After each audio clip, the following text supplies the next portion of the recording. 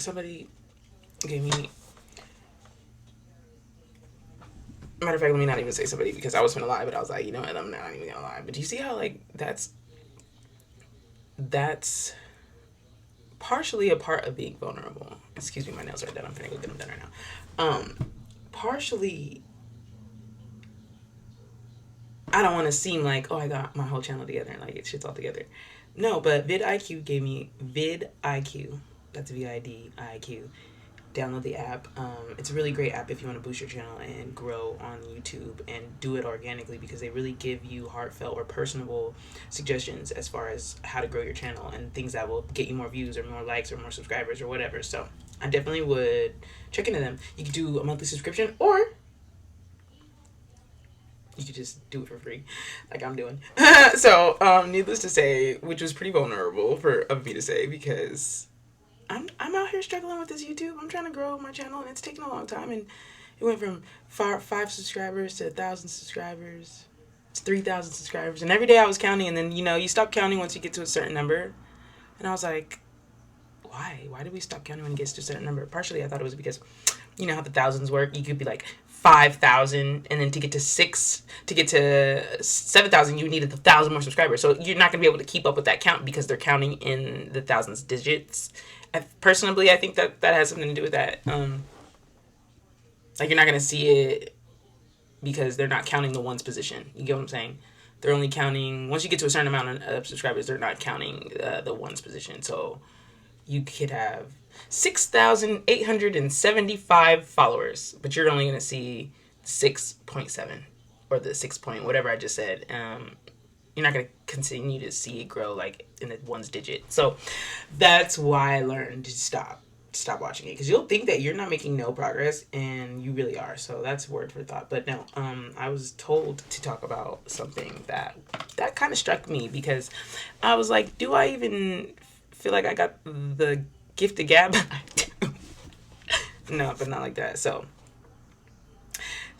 when it comes to vulnerability, it all just depends on the person, because vulnerability gets received wrong with a person whose demeanor is like conceited, maybe like flamboyant, like a person who has like a really big personality and is always like, it's really hard to take them seriously when they're vulnerable, like almost to the point it could kind of make you uncomfortable a little bit, just because it's like, oh my god, why are you sharing this with me? Or like, just because they're not used to that. They're used to something totally opposite of what you're showing them right now. So sometimes it's best to always be like meek or humble in a way, so that it gives you room for these type of experiences, so that you can offer yourself that vulnerability pass to people, as far as showing yourself.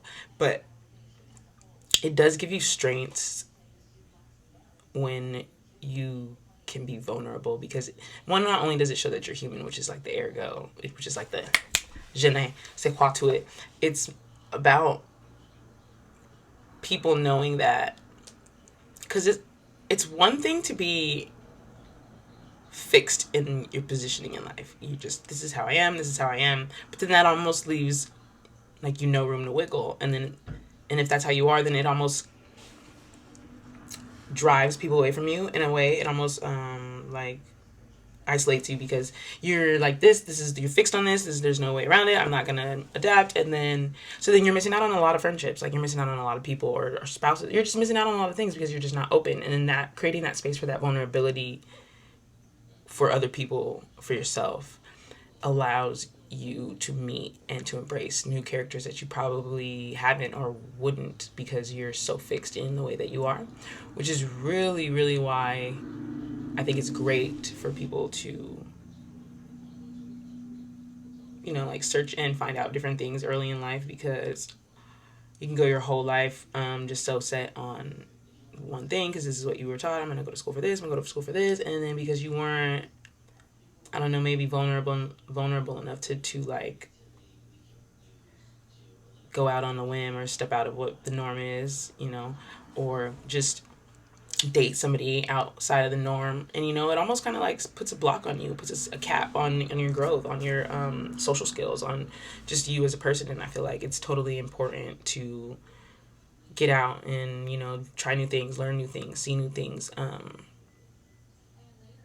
It would just suck for you to not know, because what we don't know is what we don't know. So, that goes to show that you probably want to learn different things, but if you don't know what things to learn, then you got to go meet people and have experiences so that you can learn these things, because you're just going to be shooting blindly, and then that sucks, because, the more you know, the better you are equipped to really function in this ever adapting world that we live in. So I honestly feel like that's why it creates a strength in your skill set. It creates a strength in your personality. It creates a strength in your empathy, your sympathy for others. Like, just being able to function in this world. You're not socially adept. You're not like so out of context in this new world of doing things, because right now we have the digital age, and so moving even in the digital age, it's almost necessary to be a bit vulnerable in this world, because there's like, we see everything we know, like we know everything because we got the internet. And so it's those things, those taboo topics that are kind of like, oh, like, yeah, you're touching on a topic that is vulnerable. Those topics, you see the people get the views, likes, and I honestly feel like that does create a strength. It creates a strength monetarily, one, for the reason that if you're able to talk about things that people are going through right now, things that people are like ashamed of, and then no one should be honestly ashamed of anything, because we're all living this life together, and in a sense we're all going through things that we've probably never been through before. And it's one thing to make mistakes and then to make the same mistake again. It's like you're not learning. But it's one thing to have a crazy accident and it changes your whole life.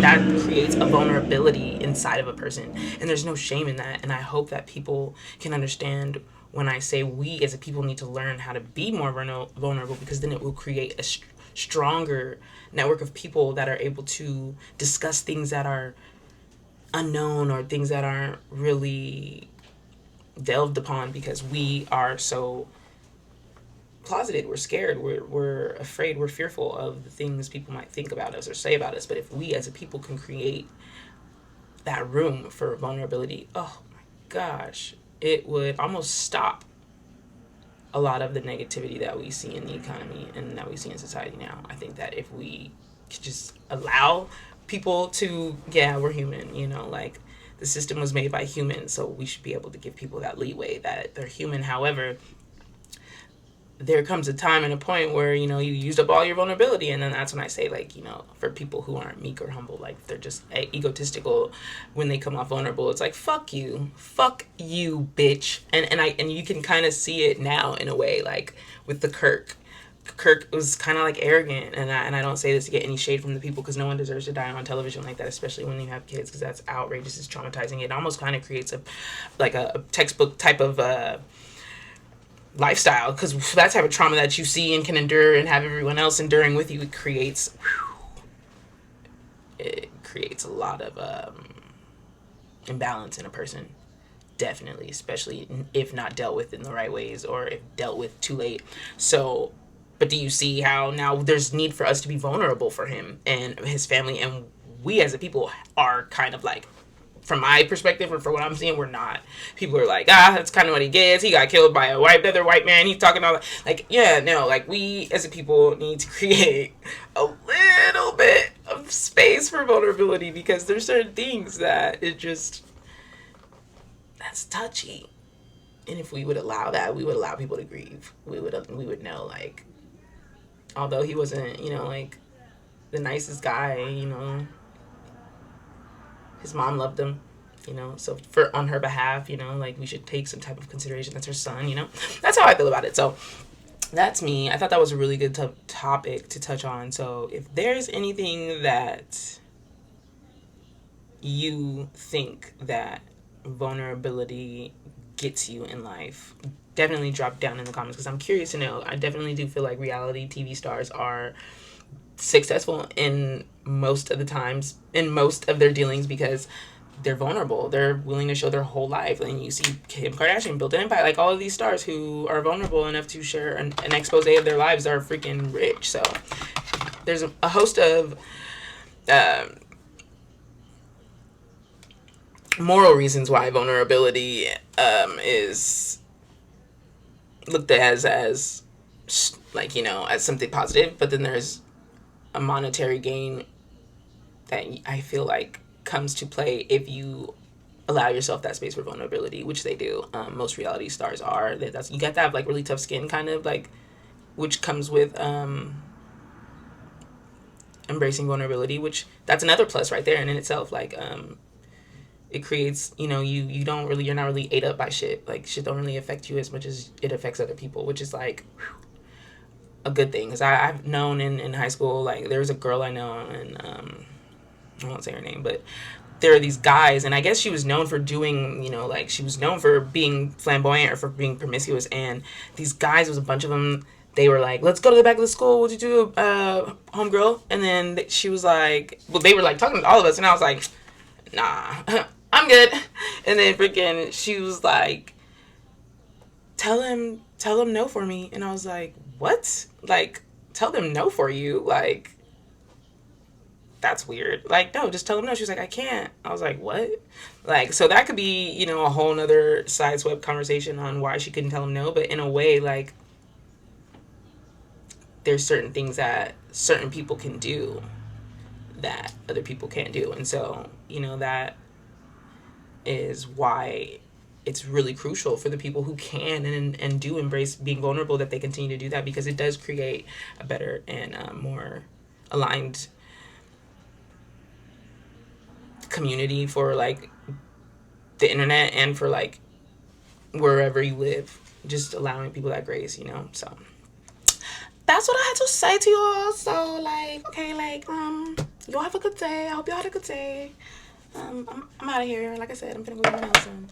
So like, kisses.